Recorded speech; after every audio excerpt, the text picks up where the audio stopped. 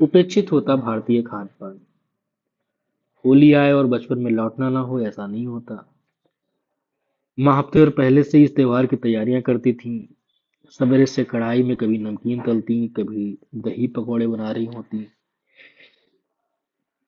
कांजी डाली जा चुकी होती थी। गुजिया बनाने के लिए पूरियां कूट कर उसमें नारियल, किशमिश, चिरौंजी, चीनी इत्यादि मिलाकर गुजिया बनने की तैयारी की जा रही होती।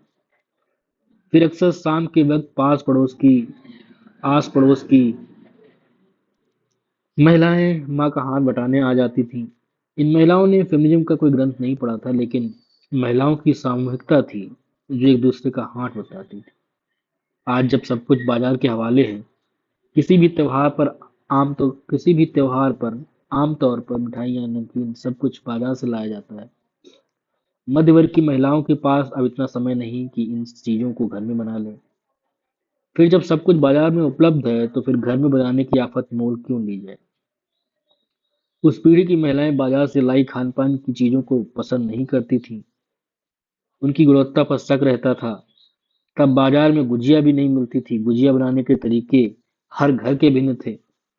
भारतीय खान पान में इतनी विविधता है कि आश्चर्य होता है कि हर घर के खाने में अलग तरीके का स्वाद होता है। यही नहीं, वह स्वास्थ्यवर्धक भी होता है। मसालों से भरी रसोई हर घर का मेडिकल स्टोर भी होती है। पहले छोटी मोटी बीमारियां तो घरेलू उपचार से ही ठीक कर ली जाती थी। वक्त बदला, हमारा खान पान तौर तरीके बदले। स्थानीय खान पान और चीजें गायब होती जा रही हैं। गन्ने के मौसम में गन्ने के रस की खीर बनाई जाती थी, बरोसी की हल्की आंच पर। मट्ठे में चावल पकाकर चीनी मिलाकर पी खाते थे। गांव में सवेरे सवेरे किसान छाछ और गुड़ खाकर खेतों में काम करने चले जाते थे। लेकिन पश्चिम रहन सहन की नकल करते करते अब हम वहाँ की खान पान की भी नकल करने लगे। वही हमें सर्वश्रेष्ठ लगता है, उसी में हमारी हैसियत दिखती है। स्वास्थ्य के लिए ठीक है भी या नहीं, इसकी परवाह कोई नहीं करता। कुछ साल पहले एक विदेशी पत्रिका ने लिखा था कि भारतीय खाना साफ सुथरे ढंग से बनाया जाता है, ये स्वास्थ्य के लिए बहुत अच्छा है। हमारे यहाँ इतने प्रकार के पेय और ठंडाई उपलब्ध हैं, लेकिन अब कार्बोनेटेड ड्रिंक्स के सामने इन्हें कोई पूछता नहीं, ना ही ये कहीं मिलते दिखते हैं। यहाँ तक कि दूर दराज के गांव में भी नहीं। कुछ साल पहले एक मित्र बिहार के गांव में गए, उन्हें वहां भूंजा खाने की इच्छा जाहिर की। तो गांव में रहने वाले उनके एक स्वजन ने कहा, वाह जी वाह, तुम तो दिल्ली में रहकर पिज्जा, बर्गर, मोमोज खाओ और हमसे उम्मीद करते हो कि हम भूंजा ही खाते रहें। रुजुता दिवेकर एक बहुत मशहूर खान पान विशेषज्ञ और डाइटिशियन है। उन्होंने इंडियन सुपर फूड्स पर एक किताब लिखी है। वो कहती हैं कि आप जब भी कुछ खाएं तो ये सोचें कि क्या आपकी नानी और दादी इन चीजों को खाती थी। यदि नहीं, तो उन्हें आप विदा कर दीजिए। उनका मानना है कि वो खाइए जो आप खाते रहे हैं, क्योंकि इनसे आपके जीन्स बहुत संबंधित होते हैं। वो नाश्ते में इडली, पोहा, पराठा खाने को कहती हैं। उनका मानना है कि जो सुस्वाद न लगे उसे नहीं खाना चाहिए, क्योंकि हमारा पेट एक दूसरा दिमाग होता है। हम क्या खाते हैं इसका संबंध हमारे मस्तिष्क से है। आपने देखा होगा कि हमारे जीवन में घी लगभग गायब हो गया है।